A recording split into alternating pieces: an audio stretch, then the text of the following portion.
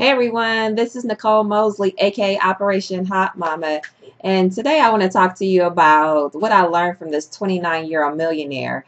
A couple weeks ago, some of you may have known because I've been talking about it for the last couple weeks and leading up to this particular trip that I was taking, that I was in Chicago hanging out with over 3,000 of my extended family members. We were just increasing our belief system and actually celebrating each other's successes, as well as just getting great tidbit and information from leaders in the company who are just sharing their information and being very transparent because they want to see us succeed just as they're succeeding. So this particular gentleman, his name is Vic Strickhouse. I don't know how to say his last name. I'm just going to say his name is Vic. And he actually blew all of us away in the company. And what do I mean by that? In a span of less than 2 weeks, this gentleman made approximately $700,000 in 2 weeks when he came aboard. He's only been in the company for 6 months. And when he actually told us that he was only 29 years old when he was speaking in Chicago, it really blew me away. So I had the opportunity that night as I was going back and going to be hanging out in the lobby with some of my team members and networking with them and just getting what they were learning from the event. I had an opportunity to speak with Vic. I was coming up the escalator and he was just laying back, kick back, and you'll see a picture that I took with him right on the rail as we were coming up the escalator. And we just was like, a couple, it was me, my brother, and a couple of my other teammates. And we just started speaking to him and asking him questions. And without hesitation, this gentleman just started downloading great information. And you could tell he was tired. You could tell that he had been there for a couple of days, that, his sleep was, very minimum. But despite that, he still just opened up and was very transparent. And one thing that I learned from him, not on that particular night, well, that particular night, the one thing that I learned from him was humility. This gentleman had great humility. He was very humbled. He spoke with us with great transparency, and he left us with everything that I did, you can do as well. And that was extremely powerful. He wasn't cocky, arrogant, anything like that. And I can tell you that there was a lot of people pulling on him. So just think, if you've been with a company in 6 months, you made about $1.5 million. There's a lot of people that's wanting to talk to him. And he just wasn't bothered by that. He wasn't bothered by it at all and was very appreciative and very humble to be in that moment and to be able to share some information with us to let us know that we can do what he did as well, and don't strive to be him, but strive to be our best of what we are. Now, while he was on stage the next day speaking to the 3,000 of us, plus that was at the particular event, the one thing that I took away from his message was the person with the most self-confidence will succeed. The person with the most self-confidence will succeed. And that was huge because a lot of times we allow doubt and fear to come in. And it wasn't like being cocky. It wasn't being arrogant. It wasn't thinking more highly of yourself than you should be. It was simply saying that you have to work on yourself as much as you're working on your business or your job or your career or anything else. And most of the time we tend to put way more focus on other things, other titles that we have in life versus that one thing of ourselves. And then when we find that we've lost that, we tend to get selfish because we want to own that as much as possible. And so we fight to get it back. And when we're fighting to get it back, we become selfish. And so I walked away with that knowing that I needed to work on myself as much as I was working on being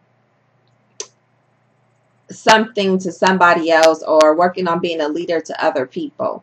That's is something that I know that I took away from him. So when he was actually speaking in regards to that, I had great, note to self moments of Nicole, you know, you have to work on your self-confidence. And lately, your self-confidence in this area has been slipping, because what tends to happen with me is that I will, when I'm uncomfortable in something, then my confidence level goes down. And what I mean by being uncomfortable is mean when I'm dealing with the unknown.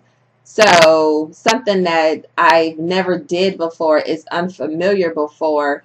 And then I'm like, oh, I don't know. And then I'll say, I don't know if I could do this. And then my self-confident level in that particular area will start to dwindle. And as it dwindles in that area, it will offset itself in other areas of my life. So if you are that person and you're working on your vision, you're working on your business, and you're putting a lot of time into that business, you're putting a lot of time into your children, you put a lot of time into your family, if you're a mom, if you're a dad, you're just putting a lot of time into maybe rebuilding yourself because some things in life took place. I want you to know that if you were to have for us to have great success as a whole, then what needs to happen is we have to work on a self-confidence in ourselves, because that self-confidence will ultimately lead us to success. And whatever success is for you. Now, I would actually challenge myself on the word success. It will actually cause you to succeed.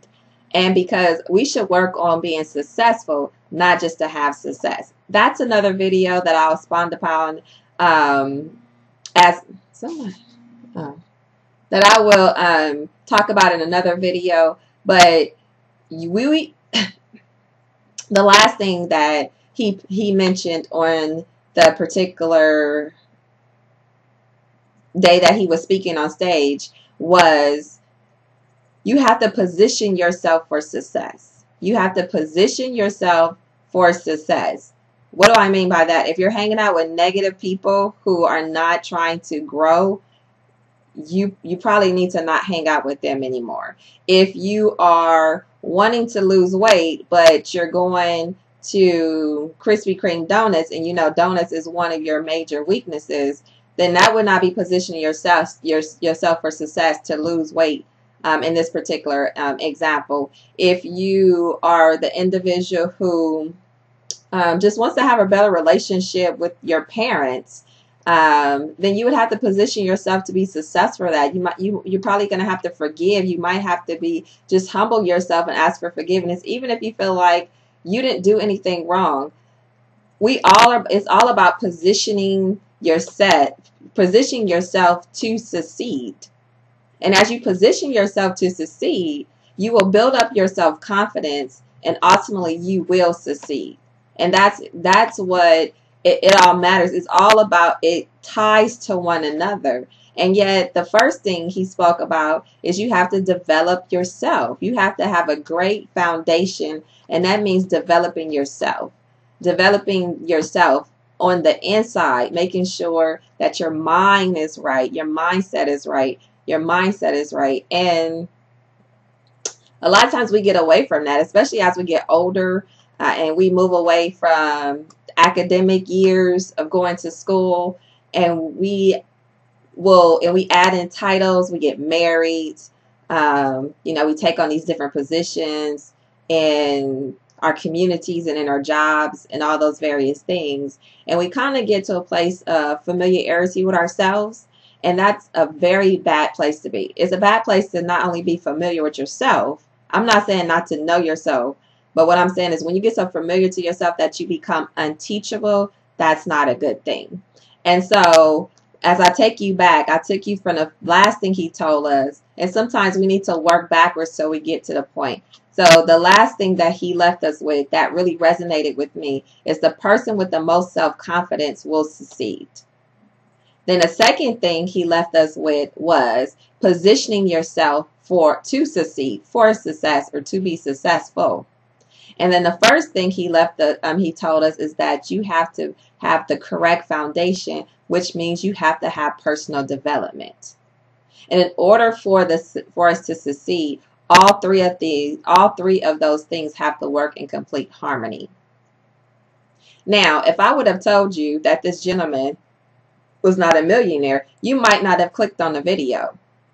You might have been like, well, who is this guy, and who is Nicole Mosley, and how can she sit here and tell me these things? But I'm here to tell you, when I decided to join up with the company that I'm affiliate with, I positioned myself to succeed. And by positioning myself to succeed, I went to this event. I made a decision. I went to the event. And when I was at the event, not only was I able to hear what Vic had to say, but I had the opportunity to speak to him directly. And it wasn't like a group of us. It was me, my brother, and two other of my teammates. And then there was a gentleman that was just standing next to him. So it was about 5 or 6 of us. It wasn't like it was like 30 or 20 people and he was in the front of a room just giving a generic presentation.